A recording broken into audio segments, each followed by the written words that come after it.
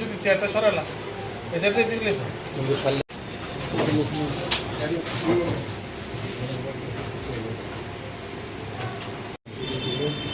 গেলাম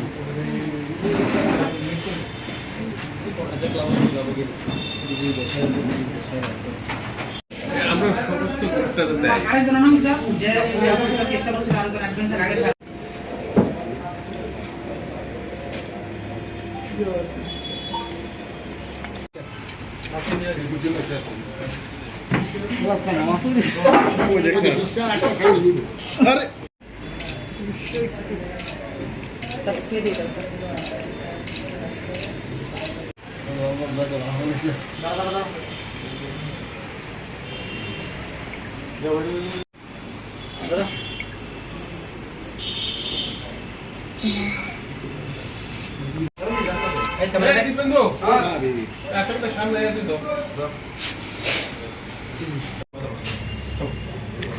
স্যার কি কি ধরা হলো ওই হাতে ওকে ওকে অ্যাকচুয়ালি আমাদের প্রতাপগড় এলাকাতে গত 23 তারিখ 23/10/2024 শ্রী রাকেশ সাহা নামে একজন ব্যক্তি ওনার বাড়িতে চুরি এটা আমাদের কাছে এফআইআর এসেছিল।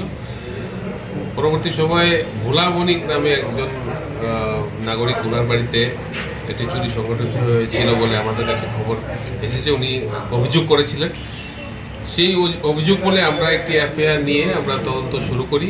পূর্ব থানা এবং মহারাজগঞ্জ বাজার আউটপোস্টের অন্তর্গত যারা অফিসাররা আছে, কলেজটিলা আউটপোস্টের ওসি সবাই মিলে একটা টিম গঠন করে এটা তদন্ত নামা হয় এবং তার পরিপ্রেক্ষিতে আমরা একটি চুরের দলকে আগরতলা শহরের একটা অংশে তারা অ্যাক্টিভ আছে, সেই চুরের দলকে আমরা গ্রেপ্তার করতে তাদের সদস্যদের ভেতর থেকে কয়েকজনকে আমরা গ্রেপ্তার করতে সক্ষম হই। তাদের আমরা জিজ্ঞাসাবাদের পর আমরা এই সমগ্র চুরির সামগ্রী যা গোল্ড আর্টিকেল যা আছে তা আমরা উদ্ধার করি, যার বাজার মূল্য অনুমান আমরা 5 লাখ টাকার মতন হবে। এবং 3 জন যে চুর তাদেরকে গ্রেপ্তার করি, তার নাম হচ্ছে রাজু দাস, তার বাড়ি প্রতাপগড় এলাকাতেই। আরেকজন হচ্ছে সায়ন সরকার, তার বাড়ি ভাটিয়া বৈঠকর এলাকাতে। আর আরেকজন হচ্ছে প্রীতম থাপা, তার বাড়ি গুর্খাবস্তি এলাকায়। এই 3 জন সদস্যকে আমরা চুরের দলের সদস্যকে আমরা গ্রেপ্তার করেছি এবং তাদেরকে আমরা আজকে আদালতে প্রডিউস করছি।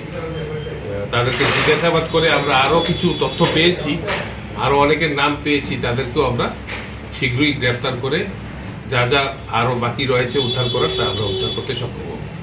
মামলাটা কে করছিল? মামলা করেছিল আপনার রাকেশ সাহা, পোশাকপাড়ার নিবাসী রাকেশ সাহা।